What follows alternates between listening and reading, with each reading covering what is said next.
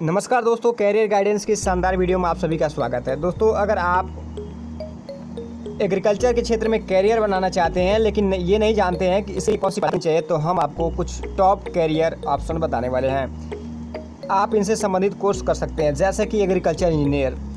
Agriculture engineer का काम computer aided technology का इस्तेमाल करके नए उपकरण और मशीनों को डिज़ाइन करना होता है। इसको आप जैसे ही 12वीं पास आउट करते हैं आप कर सकते हैं, जिससे मौजूदा खेती के तरीकों में सुधार किया जाता है।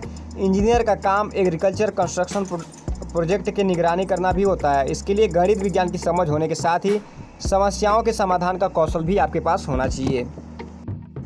नेक्स्ट है एग्रीकल्चर इकोनॉमिस्ट, यानी कि कृषि अर्थशास्त्री। इनका काम सूक्ष्म आर्थिक और व्यापक आर्थिक अवधारणाओं को लागू करके आर्थिक फैसलों को समझना होता है, जैसे कि लोग खरीदारी करते समय क्या फैसले लेते हैं या फिर किस तरह किसानों की मदद करती है। ये इसके लिए डेटा का विश्लेषण करते हैं। कृषि अर्थशास्त्री के खेतों में ज़मीन का सर्वेक्षण करने, किसानों से बातचीत करने और अनुसंधान करने में भी अपना समय बिताते हैं। इस फील्ड में करियर बनाने के लिए अर्थशास्त्र की डिग्री लेनी होती है, साथ ही गणित विषय पर भी मजबूत पकड़ होनी चाहिए। नेक्स्ट है सॉइल एंड प्लांट वैज्ञानिक। इनका काम मिट्टी की संरचना का परीक्षण करना होता है। वह किसी पौधे की वृद्धि को किस तरह प्रभावित करेगी, ये डेटा को विस्तृत रिपोर्ट में प्रस्तुत करते हैं, जिसके जरिए किसानों को सलाह दी जाती है कि वह किस तरह अपनी ज़मीन का बेहतरी से इस्तेमाल कर सकते हैं, और साथ ही सबसे उपयुक्त फसलों की जानकारी दी जाती है। सॉइल एवं प्लांट वैज्ञानिक शोध करने का काम प्रयोगशालाओं में करते हैं। इसके साथ ही ये खेती से नमूने भी एकत्र करते हैं, जैसे कि आप जो है खेती का जो सैंपल लेंगे मिट्टी का, उसकी जांच करवा सकें। नेक्स्ट है एग्रीकल्चर सेल्स पर्सन। ये किसानों को मशीनरी के साथ ही खेती के लिए ज़रूरी अन्य सामान जैसे पशु चारा, उर्वरक और बीज बेचते हैं। इसके अलावा ये उत्पादों को लेकर भी किसानों को सलाह देते हैं। ये किसानों की ज़रूरतों को जानने के बाद उनकी परेशानियों को हल करने में जो भी कठिनाइयाँ आती हैं उनके लिए प्रॉब्लम सॉल्व करते हैं। इसके लिए सेल्स और मार्केटिंग की डिग्री ज़रूरी होती है, जो आप आफ्टर ग्रेजुएशन इसको कर सकते हैं। नेक्स्ट जो जॉब है वो है कमर्शियल हॉर्टिकल्चरिस्ट।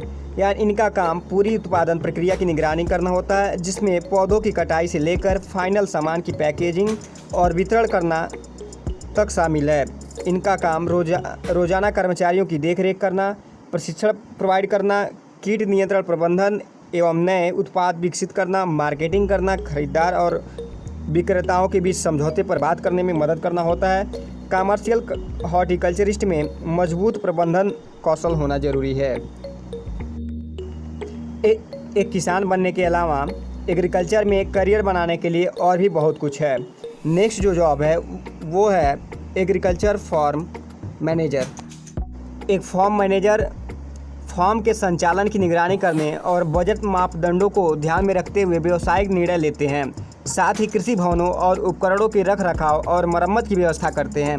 खेत के उत्पादों को बाजार तक पहुंचाते हैं। इस भूमिका के लिए आपको खेती पर पिछले अनुभव के साथ साथ तकनीकी ज्ञान की आवश्यकता होती है, क्योंकि इसमें आपको कार्यों के साथ साथ प्रशासनिक कार्यों पर भी काम करना होता है। अधिकांश कृषि प्रबंधकों के पास कृषि संबंधी डिग्री भी होती है, जैसे कि कृषि इंजीनियरिंग या कृषि के क्षेत्र में बीएससी या एमएससी कर रखे होते हैं, जो भी फार्म मैनेजर होते हैं।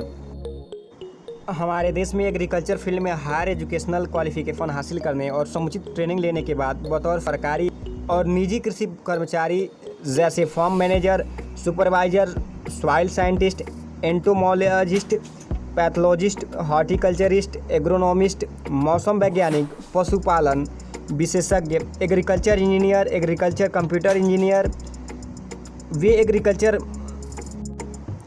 Agriculture food scientist, agriculture research officer, agriculture officer, plant physiologist, survey research agriculture engineer, environmental controls engineer, microbiologist, food supervisor, researcher agriculture, crop engineer, beekeeper, fishery manager, soil engineers और lab technician और media manager आदि के रूप में रोजगार की प्राप्ति कर सकते हैं।